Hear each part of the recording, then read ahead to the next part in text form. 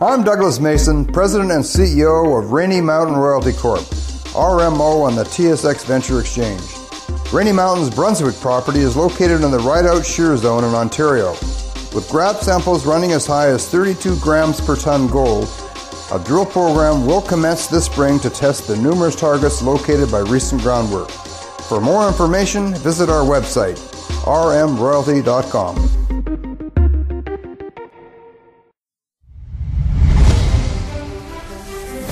Welcome to the Goddard Report. Comments made on the Goddard Report and TalkDigitalNetwork.com are an expression of opinion only. Here is Jim Goddard. My guest is Jordan Bateman. He's the Communications Director for the Independent Contractors and Business Association. He's a familiar voice on this show. He used to be with the Canadian Taxpayers Federation. Jordan, congratulations on the new gig. Hey, thanks, Jim. Good to hear your voice again, and it's nice to move over to ICBA. People who've followed public policy in British Columbia for a long time, like you and I have, will recognize the name Phil Hochstein. This used to be his shop. He's retired. We have a new president, and I guess I'm the new talker on staff. So it'll be good. Yes, I've talked to Phil many times, and it's nice to see a nice, competent person taking his place, because Phil had this job, 30, 40 years? It seemed like that. No, you're right. It was the association was formed 42 years ago at, ironically enough, the suggestion of an NDP cabinet minister who told open shop construction companies that they weren't worth listening to unless they had an association. So the ICBA was born, and a few years later, a young, fiery Phil Hochstein was hired by ICBA and really became the face of the franchise for, 35 years.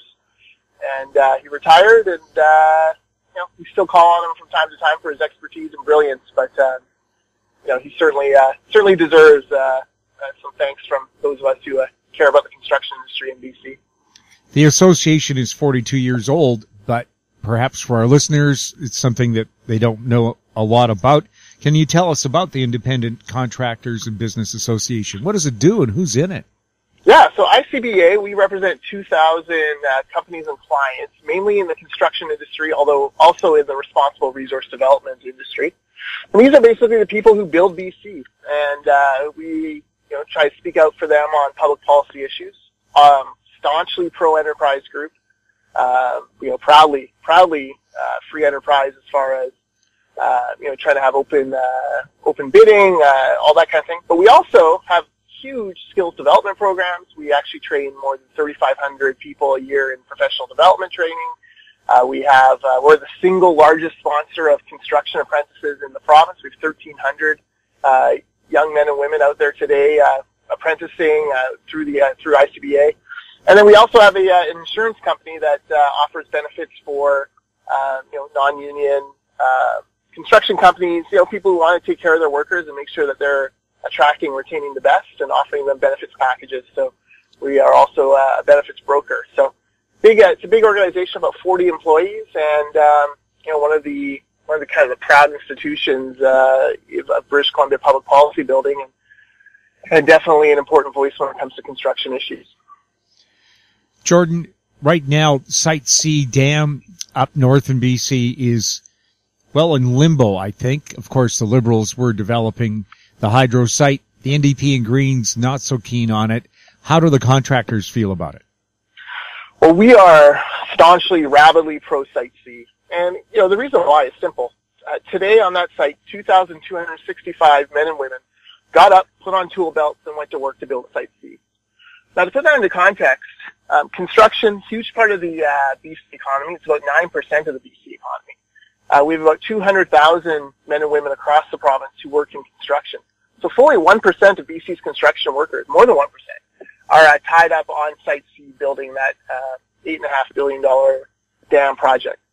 We support it for a bunch of reasons: clean energy for future, homeowners and industries in BC.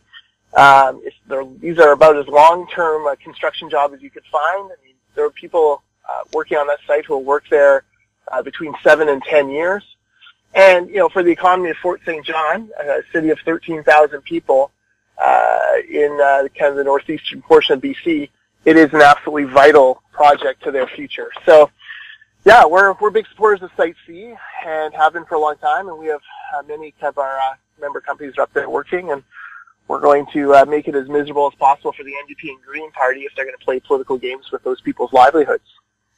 John Horgan has already taken it upon himself to write a letter to Hydro asking them not to let any more contracts. Do you think he should be doing that, considering he's not even the premier? Yeah, I mean, look, I'm a big believer in the fact that we have one leader at a time, one president at a time in the United States. That's a major tenet of their democracy. We have one premier at a time here.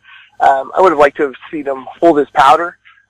He can make public comments all he wants, and certainly Hydro doesn't live in a vacuum. Whether or not that letter had come through, they knew what the NDP were planning. But you have to let the people who are actually, been elected governing, you have to allow them to govern.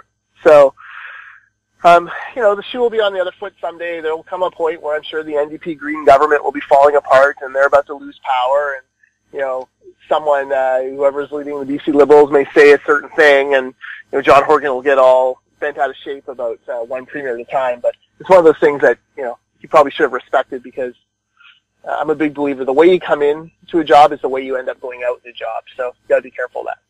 We'll have more with Jordan Bateman right after the break. Lotus Ventures Inc. is a BC-based medical marijuana company poised to launch into the rapidly evolving cannabis sector. Lotus is in the final review stage of the Health Canada approvals to become a licensed producer, having arranged facility financing of up to $12 million, plus building permits for its prototype indoor production facility. Shares trade under the symbol J on the Canadian Securities Exchange. Visit our website at lotusventures.ca. Aven Resources Limited is a gold exploration company with significant projects in British Columbia, Saskatchewan, and the Yukon. Trading on the TSX Venture Exchange, symbol ABN, and the pink symbol ABN-AF. Surrounded by world-class gold deposits and mines, Aven's 23,000 hectares Forest Kerr Gold Project is located in the heart of the Golden Triangle in northwestern BC. For more information, visit us at avenresources.com. Welcome back. We're speaking with Jordan Bateman. Jordan, of course, the throne speech in BC will happen later today, on the day that we're doing this interview. If you were in government right now, what kind of a throne speech would you like to see, whether it's NDP or Liberal? Well, we want to see one that really shows that there's stability and that there's a recognition of the good things British Columbia's government has been doing. So, fiscal responsibility, a commitment to balanced budgets, a commitment to keeping the credit rating high, a commitment to reducing debt, although that's something that hasn't been going on much in the past few years, but let's get back to that commitment. Like, give businesses, give corporations a reason to invest here. Give job creators a reason to come to BC. Let's not give them any reason to get worried or squirrely and run off. That's actually one of our big concerns about Site C, is if a government project that, has had decades of study, that went through the environmental reviews, both the province and the feds, that, has worked out deals with 6 First Nations, that has been taken to court 9 times and been upheld in court 9 times, if that project can be flip-flopped on and succumb to political whims, any project can. And if you're looking to invest anything from, $100,000 to $100 billion in BC, you've got to be worried about the fact that even a government project isn't safe after it's had all this process. So we want to see, commitment to stability, make sure that you're, if and when the NDP give a throne speech in a few weeks, make sure that they're committed to building on the financial parameters the Liberals have put into place. Let's not get silly here and just start. Let's not get silly and put the economy at risk when so many of us are depending on it. Is the power from Site C needed for BC industry and for consumers? Not today, but it will be for the next 100 years while that dam is operating. So this is the big poison pill in the NDP Green agreement, governing agreement, is they want Site C reviewed according to current supply and demand. Well, you don't build a 100-year dam for $9 billion based on today current supply and demand.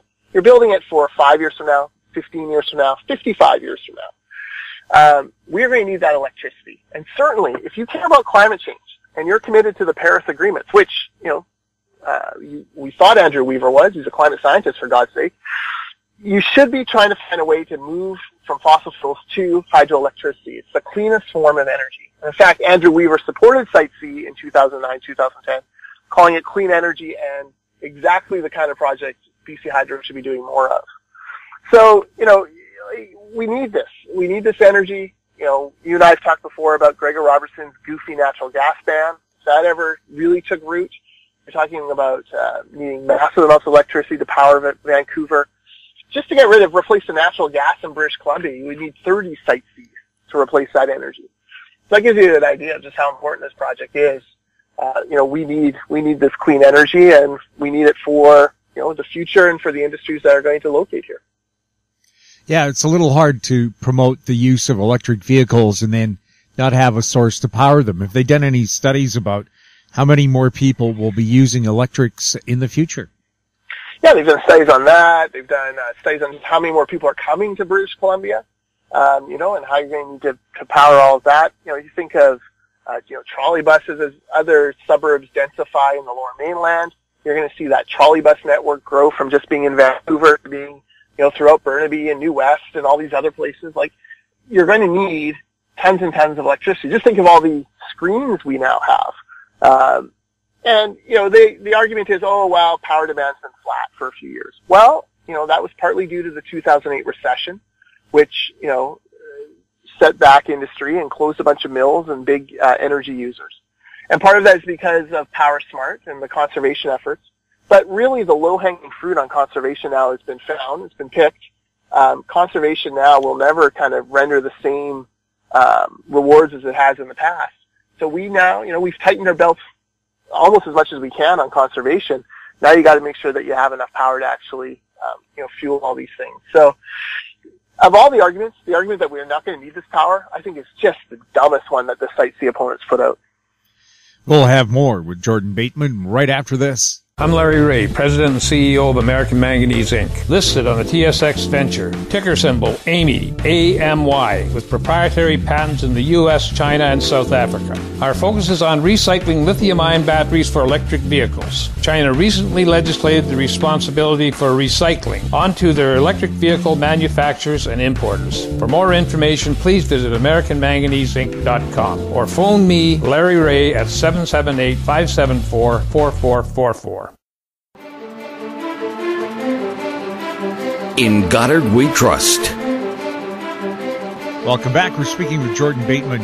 Jordan, of course, Ottawa, when the Liberals were elected, they said that they would put something like $8.9 billion into Canadian infrastructure, but I haven't seen any major announcements here in the Lower Mainland of them building new bridges or helping with roads or subway construction. Are they dragging their feet, and was this a false promise? Well, they are dragging their feet. The way to get money out of Ottawa is very difficult and unwieldy. Now, in fairness, part of it is the BC election. We don't really have a government that has, we don't have a government that has the confidence of the House at this point, who's proven confident. So, hard to partner with them. The municipalities, for all their whining and complaining about how they're not getting any money from senior levels of government, still have not put anything in place as far as how they're going to pay for their share of the money invested in transit, for example. So, there's plenty of blame to go around. That said, we need to bear in mind, Ottawa claims they're spending tens of billions of dollars in infrastructure. But if you actually look at their budget, a lot of that is backloaded to years 5 and 6 of their reign, which means they have to be reelected before we see those billions of dollars flow out, number one. And then the second thing is, a lot of that money is what they call social infrastructure, which, is a complete oxymoron. There's no such thing as social infrastructure. But by definition, infrastructure is physical. And they're talking about, spending on certain kinds of programs and all sorts of things like that. So, that money will never result in, the kind of groundbreakings and, fancy signs that we're so used to seeing when infrastructure projects come out. Do you think they'll ever build the Broadway SkyTrain line in Vancouver? I think they have to at some point. I think Gregor Robertson has put every ounce of political capital into it, and continues to try to extort the money from the rest of the region to pay for it. The funny thing is, Gregor Robertson could build that thing tomorrow if he just, if they would just reprioritize their own spending, but he refuses to do that, instead trying to, essentially steal the money out of Surrey and Pitt Meadows and Langley and Burnaby, instead of stepping up to the table and doing it in Vancouver.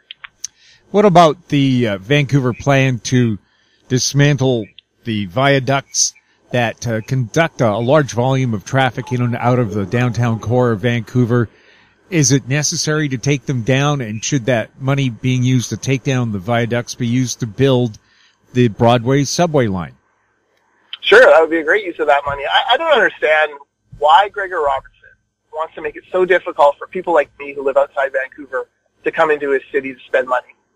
Like, when people come downtown and spend money, they're supporting restaurants, they're supporting businesses, you're going to tourist things. Like, you should be making it as easy as possible for people like me to come downtown. Instead, he tries to make it as difficult as possible.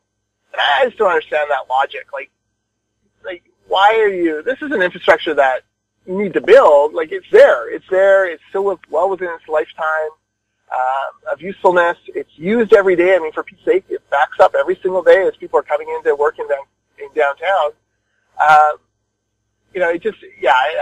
find it kind of silly that this has been identified as such an important transportation priority for the city of Vancouver, when the real transportation priority is like the Broadway subway just kind of gets schlepped off on the rest of the region.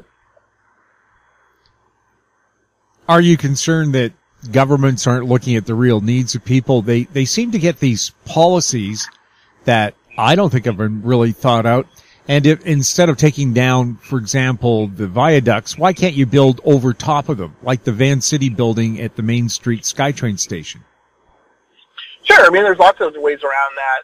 Like, what I think about in that whole neighborhood is, this is going to sound like uber suburban, but my kids' grade 5 class went downtown for a big field trip last week. And they got to do dragon boating, they got to walk around Olympic Village, and they came around False Creek, past Science World, and they were going into Chinatown to visit the Sun Yat-sen Gardens and have lunch there.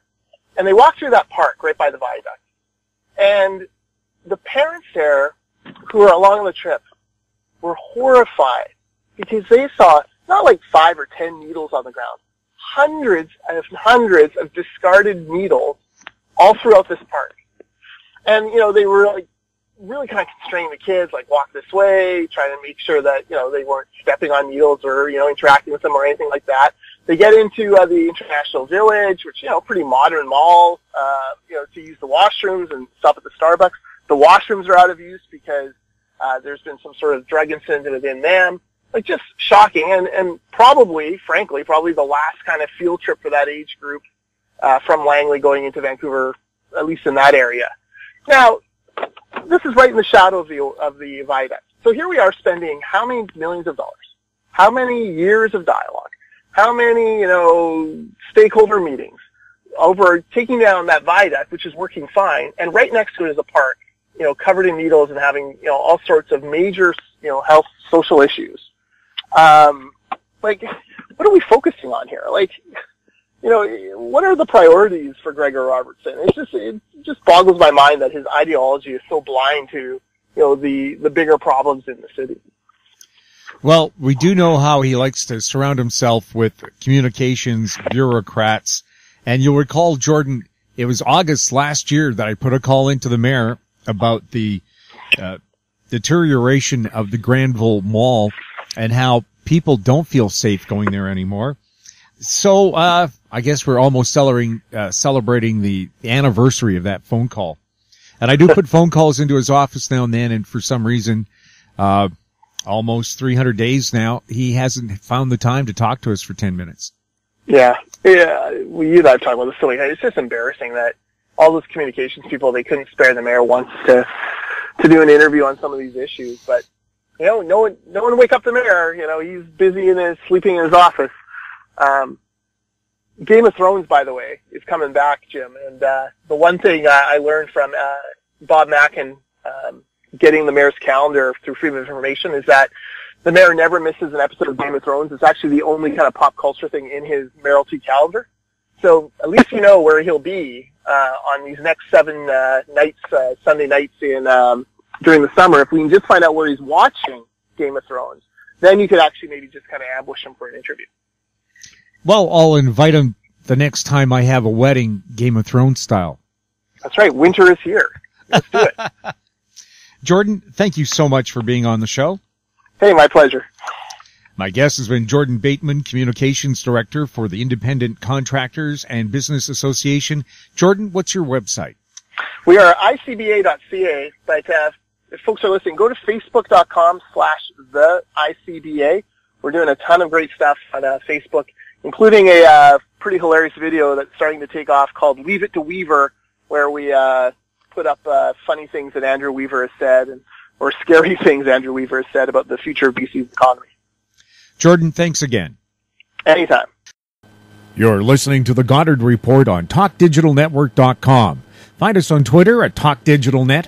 Our YouTube channel is Talk Digital Network. Comments or questions for the show can be emailed to info@howstreet.com. I'm Jim Goddard. Thanks for listening. Comments made on the Goddard Report and TalkDigitalNetwork.com are an expression of opinion only. The Goddard Report is available online and mobile at TalkDigitalNetwork.com. The Goddard Report is a production of How Street Media Incorporated.